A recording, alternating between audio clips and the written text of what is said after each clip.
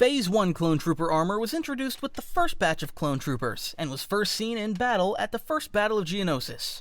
Over time, it was gradually replaced by Phase 2 armor, which improved comfort and allowed for more specialized equipment. Designed by Kaminoan armorsmiths with input from bounty hunter Jango Fett, Phase 1 Clone Trooper armor was built for the Grand Army of the Republic. It took a lot of inspiration from Mandalorian armor, particularly in its T-shaped visor.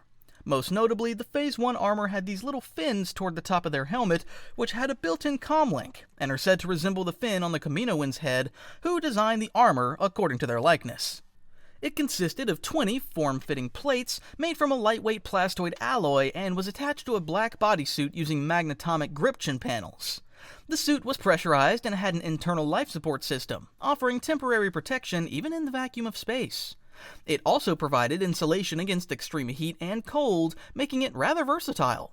It suffered from some design flaws, though, due to the Kaminoans' limited understanding of human anatomy at the time of its creation. The armor restricted free movement, made long wear uncomfortable. Sitting in them was said to be especially jarring.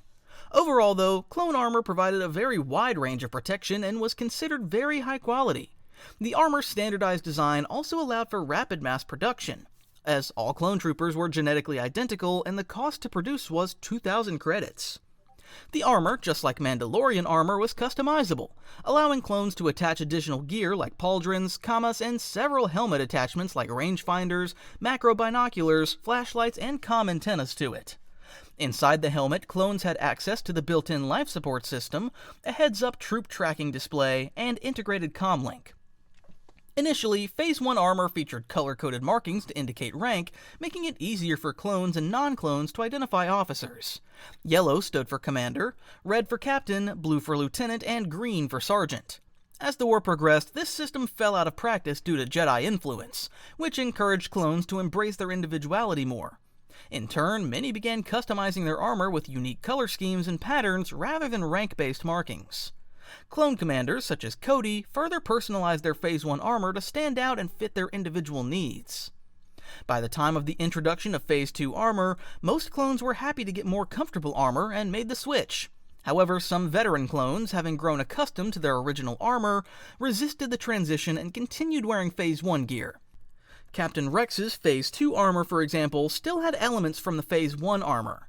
His helmet combined the T-shaped visor of Phase 1 with the lower faceplate of Phase 2, and his chest plate also retained features of the Phase 1. The modifications were intentional, as Rex saw Phase 2 armor as mass-produced and preferred the craftsmanship of his original gear. Thus, he made a hyper-customized armor for himself. Phase 1 clone armor also came in several specialized distinctions for all the different clone units. Clone pilot armor came with additional life support gear on the chest that connected to the helmet, and they had a rounded helmet with improved sensors. Although I couldn't find an official reasoning, the fin was likely removed for safety reasons in case of a crash so it wouldn't impale the wearer, and also in order to equip the life support tubes to the back of it. The clone gunner's armor had helmets with extra noise insulation and reinforced chest armor to protect against the intense recoil of their cannons.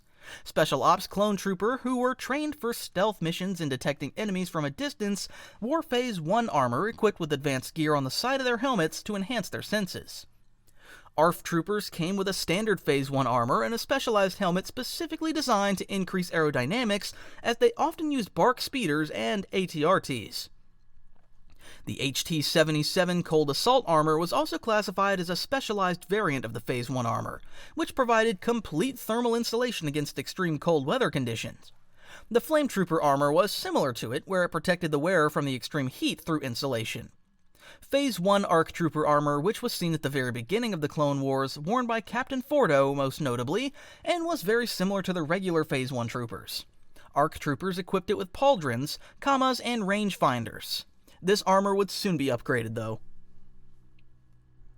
Exclusive to the Republic's elite ARC troopers, the Phase 1.5 ARC Trooper armor was actually a prototype Phase 2 armor, and served as an experimental bridge between Phases 1 and 2. The helmet retained the sides and fin of Phase 1, but featured a more triangular front similar to Phase 2. It featured reinforced plating on the forearms, thighs, and chest for added protection. The advanced helmet included a hardened long-range comlink. Each armor set also had a built-in load-bearing harness and survival pack. In general, ARC troopers were known for field-testing prototype armor, helping designers refine improvements before wide-scale deployment. Members of the Rancor Battalion, as well as Echo and Fives in the Citadel arc, can be seen with Phase 1 ARC Trooper armor. There was also the Katarn armor, which was worn by clone commandos on a mission on Kashyyyk, which resembled the Phase 2 armor a lot. It might have been a prototype design as well, and all these inspirations were ultimately implemented into the Phase 2 armor.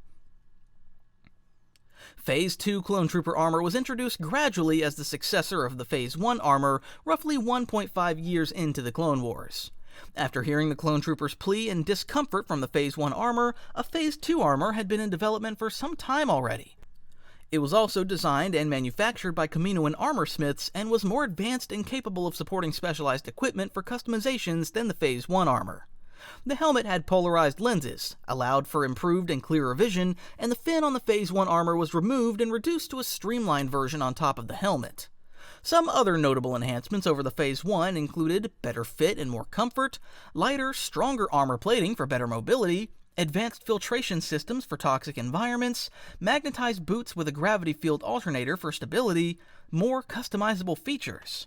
And just like the Phase 1 armor, the Phase 2 provided protection against impacts, could be pressurized for environments like space, and offered protection against extreme heat.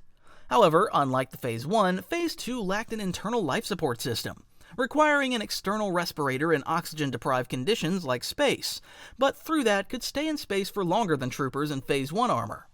Also, the armor was more expensive to produce, with each suit priced at 3,000 credits compared to 2,000 credits for Phase 1.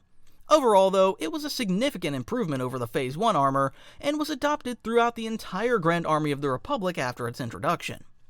Phase 2 armor also came with a lot of specialized forms, as it was more customizable than Phase 1 armor was. Phase 2 clone pilots had two variants. One variation retained the standard Phase 2 armor design with a specialized pilot helmet. Another variant included a streamlined appearance with a helmet that was open-faced, along with reinforced plating on the torso, knees, and elbows. This version offered increased mobility but reduced protection, but can't really be considered a Phase 2 armor. Clone gunners still had noise-reducing helmets with reinforced helmet plating and are only seen as a LEGO minifigure so far. Phase 2 ARF troopers came with a specialized scout helmet and the same Phase 2 body armor that was upgraded over the Phase 1 ARF armor. It can be seen worn by the 41st Scout Battalion on Kashyyyk. The cold assault armor was also upgraded, and a specialized variant can be seen worn by the Galactic Marines, and served as the standard for the Empire's Snow Trooper armor. Phase 2 ARC Trooper armor was also very similar to the standard Phase 2 armor with more reinforced plating, and also coming with a survival pack. Fives and Jesse can be seen wearing it in the Clone Wars. Then there were also the Clone Paratroopers, which had specialized beehive helmet and also featured additional armor plating on their right arm, showing how customizable the Phase 2 armor really was. Bark Troopers wore helmets designed to focus their attention in front of them to help them avoid distractions while traveling at high speed on a Bark speeder. Clone Dive armor was also a specialized Phase 2 armor, and can be seen in the Battle of Moncala. So yeah, a lot of different variants and modifications were possible. There were a lot more, but these are the ones I wanted to touch on quickly. Don't ask me which phase of armor the Blaze Trooper armor is supposed to be. Despite it being considered one of the best military armor ever created in masses, Phase 2 armor was eventually retired by the Empire, marking the transition from the Republic's clone forces to the Imperial Stormtrooper. As for some trivia behind the scenes, the Phase 2 armor was designed to visually bridge the gap between clone troopers and Imperial Stormtroopers, to reflect the Republic's gradual transformation into the Empire. This is also seen with the Phase 2 ARF Trooper resembling the Imperial Scout Trooper quite heavily, and the Galactic Marines looking like the Imperial Snow Troopers. The Phase 3 armor was in design already during the Clone Wars, but was ultimately either cancelled or not implemented before the fall of the Republic. It can be seen very briefly in the opening scene of the Force Unleashed video game. At first glance, it might look like a regular Stormtrooper armor, however, it still featured a T-shaped visor here. This Phase 3 armor design is no longer considered canon, though. In the Bad Batch, the TK Trooper's armor was introduced and are said to actually be prototype Phase 3 clone armor, which was then reutilized for the Stormtroopers. The TK armor itself was inspired by Ralph McQuarrie's original Stormtrooper concept art. TK armor had a single visor with two lenses, replacing the T-shaped visor of clone troopers. The Phase 3 armor finally transitioned into the Stormtrooper armor we all know and love.